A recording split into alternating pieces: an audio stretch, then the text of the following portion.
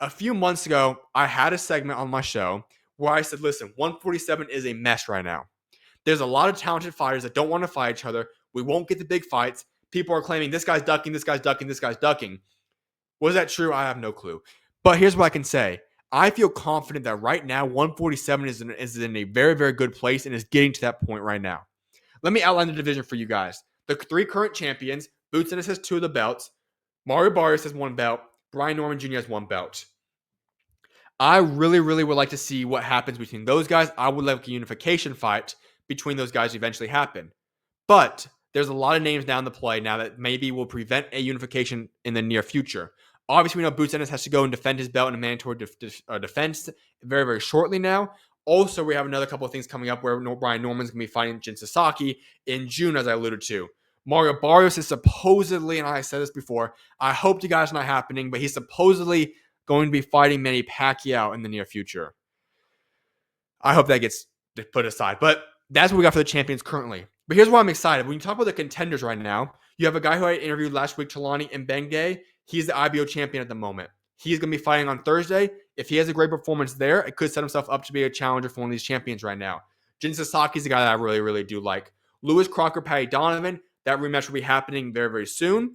And that winner will obviously emerge as somebody that's going to come out of there and say, okay, this guy's a legitimate threat as well.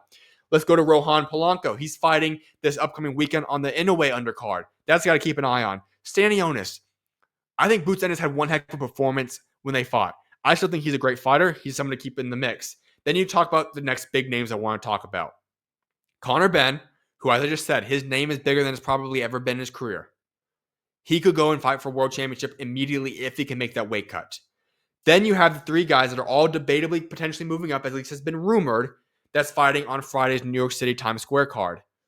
Ryan Garcia, Devin Haney, Teofimo Lopez. If you can get those 3 guys and how big of a brand name that they all have, pair them with Conor Benn and Boots Ennis, and then all these other really solid fighters that maybe don't have as big of a name as those guys do, welterweight division is starting to look really, really good. It's getting very, very exciting. There's a lot of big fights you can make there. I personally, as I said this last week on last week's show, I would love to see Ryan Garcia and Boots Ennis. Now, Ryan Garcia, I'd prefer to him go fight Barrios, get the world championship, and make that a unification fight. But that is on the table right there. But there's a lot of big fights to make here. And I think 147 is a division, like I said, is really starting to come together now. It makes a lot more sense for what we could see in the future. And it's starting to make sense. Now, what has to happen is you got to start fighting each other. Brian Norman fighting Jin Sasaki is a start. Obviously, Boots Ennis is unified. Great. What is Conor Benn going to do? Is he going to 147? If he does, this makes a big difference. 147 becomes a lot more popping now.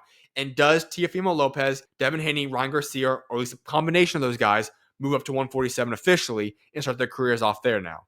If that is the case, you could have obviously the rematch of Ryan Garcia, Devin Haney. Ryan Garcia could go for the belt. So many things could be made at 147, and that's why I'm excited.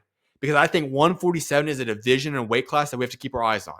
Because come the next 3, 4, 5 months, we could have a lot more clarity on how that division is going to pan out. And there's lots and lots of big fights to make in that weight class. So that's what I want to say. I just want to say 147 is very exciting now. I think we're finally going to be making a breakthrough point in the welterweight division.